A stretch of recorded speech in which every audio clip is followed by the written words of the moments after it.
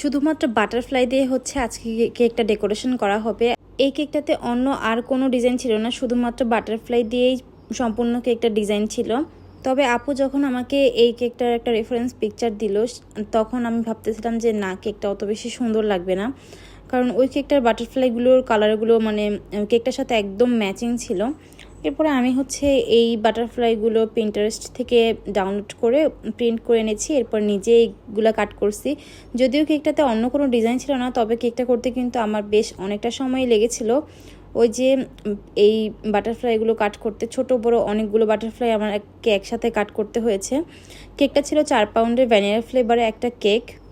আপু আবার বলেছিল যাতে আমি একটু বেশি করে বাটারফ্লাই দিয়ে দিই উপরে, তো আমি সেইভাবেই হচ্ছে একটু বেশি করে দিয়ে দেওয়ার চেষ্টা করছিলাম। তারপর দেখেন কেকটা কিন্তু মোটামুটি সুন্দর লাগতেছে। এখন হচ্ছে সর্বশেষে আমি কিছু পার্ল স্প্রিঙ্কেল দিয়ে দেব, যেটার কারণে কেকটা লুকটা আরও বেশি চেঞ্জ হয়ে যাবে। খুব সিম্পল, তবে কেকটা কিন্তু অনেক সুন্দর।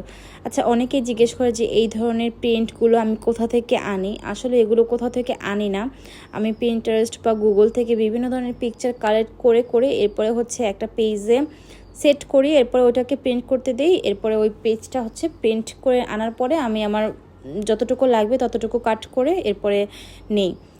তবে এই কেকটা সব কিছু সুন্দরভাবে হলেও একটা দুঃখজনক ঘটনা হচ্ছে আপু অনেকক্ষণ যাবৎ ফোন ধরে নাই। ডেলিভারি ম্যান অনেকক্ষণ যাবৎ হচ্ছে রাস্তায় দাঁড়িয়েছিল, 1 ঘন্টা যাবৎ ডেলিভারি ম্যান রাস্তায় দাঁড়িয়েছিল। এরপরে কি করব, এই কেকটা ব্যাকও আনা পসিবল ছিল না, তাহলে একদম নষ্ট হয়ে যেত।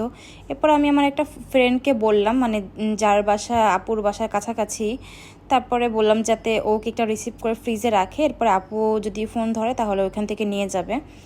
তো এইটা বলার সাথে সাথে আমার ডেলিভারি ম্যান যখন ফ্রেন্ডের লোকেশনে যাবে তখনই হচ্ছে আপু ফোনটা রিসিভ করে, আলহামদুলিল্লাহ।